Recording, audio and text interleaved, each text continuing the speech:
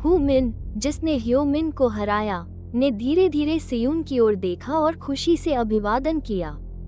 ह्यू टक और सियून ने एक दूसरे से माफी मांगी और हु मिन ने ह्यो मिन के साथ चलने वाले गिरोह को सजा दी और उन्हें चेतावनी दी कि अगली बार लड़ाई न करें। स्कूल लौटने पर हु मिन ने पहले की तरह दोस्तों को नमस्ते कहा और उन्हें खुशी से मिला। असल में हु मिन स्कूल का सबसे ताकतवर था, लेकिन हमेशा कमजोरों की मदद करता और ताकतवरों को सजा देता था, इसलिए पीड़ित छात्रों से पसंद करते थे। ह्यो मिन से लड़ाई के बाद हु मिन, ह्यू टक, जूनते और सियून को शिक्षक ने बुलाया। उन्हें सप्ताहांत में सेवा कार्य करने की सजा मिली। वहीं ह्यो मिन को यूनहब के सबसे ताकतवर सदस्य बेक जिन के पास बुलाया गया और कड़ी सजा मिली। उसे चुराए गए मोबाइल फोन सौंपने थे, लेकिन उनकी संख्या पर्याप्त नहीं थी और ह्यो मिन को रैंकिंग में तीसरे स्थान वाले के पास ले जाया गया और उसे और कड़ी फटकार सुननी पड़ी। तभी बेक जिन ने रैंकिंग में दूसरे नंबर के सॉन्ग जय को फोन किया और बताया कि उनजांग हाई स्कूल का नंबर 1 हु मिन लौट आया है और हु मिन को सबक सिखाने की योजना बनाई। उसने सॉन्ग जय को पहले जाकर जासूसी करने का आदेश दिया। आखिरकार चारों सप्ताहांत सेवा कार्य के लिए आए और धीरे धीरे वे एक दूसरे के करीब आने लगे। सियून जब बाथरूम में जाकर खाने से गंदे कपड़े धोकर बाहर आया तो सॉन्ग जय उसे बाहर इंतजार करता मिला। सॉन्ग जय ह्यो मिन के जरिए सियून को जानता था और उसे हल्का सा सबक सिखाना चाहता था।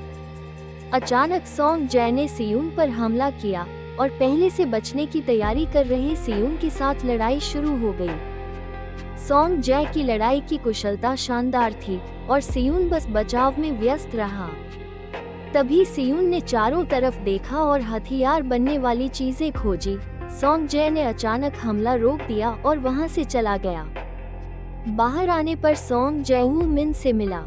वो मुस्कुराते हुए बोला, तुम्हारा नया दोस्त लड़ाई तो ठीक करता है, जल्द ही फिर मिलेंगे, और वहां से चला गया।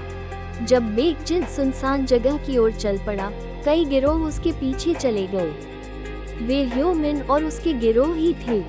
यूनहब से सजा मिलने के बाद ह्यो मिन बदला लेने के लिए बेक जिन का पीछा कर छुपकर हमला करना चाहता था, लेकिन बेक जिन ने ये भांप लिया और उसके गिरोह को आसानी से हराकर वहां से चला गया।